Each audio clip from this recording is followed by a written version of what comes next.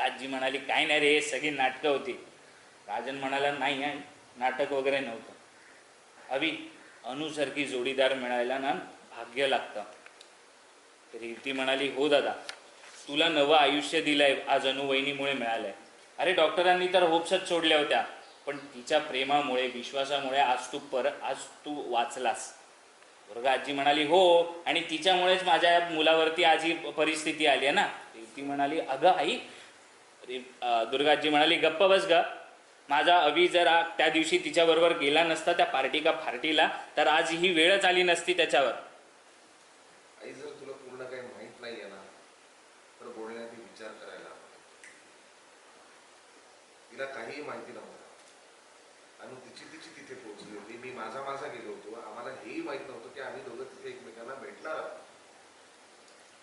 दुर्गाजी म्हणाली आता प्रत्येक गोष्टीत तू तिची बाजू घेणार आहेस का? घेणार आहे. मग जर तिचं चुकलं नाहीये तर मी तिची बाजू घेणार. तिलाही पार्टीबद्दल काही माहिती नव्हतं. खरंच हे सगळं त्या श्रीकांतनी घडवून आणलंय. सांगतोय काय, तिलाही त्या पार्टीबद्दल काहीच माहित नव्हतं. विनाकारण कशाला तिला ब्लेम करतेस? श्रीकांतची इच्छा होती म्हणून आम्ही तिथे पोहोचलो. हे त्यांनी सगळं केलं होतं. दुर्गाजी भडकल्या. त्या म्हणाल्या त्याला तरी काय गरज होती हे सगळं करायची? हा, स्वतःच्या बायकोला घेऊन मिरवायचं ना, कुठे मिरवायचं ते. उगाच त्या श्रीकांतचं ना इथून पुढे काही ऐकायचं नाही, कळलं तुला? राजन हसला, म्हणाला अगं आई आत्ताच तू म्हणालीस ना की तो चांगला माणूस आहे. दुर्गा आजी म्हणाली हो बोलले, पण इथून पुढे त्याचं काही ऐकायचं नाही, समजलं? जाऊ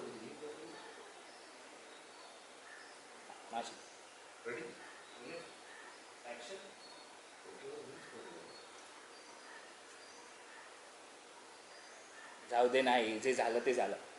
त्याला तरी काय माहिती होतं पुढे काय होणार आहे ते. जाऊ दे ना, झालं ते झालं. श्रीकांतला तरी कुठे माहिती होतं पुढे काय घडणार आहे? नाही आणि श्रीकांत भाऊजींची काहीच चूक नाही, कारण हे कोणीतरी मुद्दामून घडवलं. शॉक.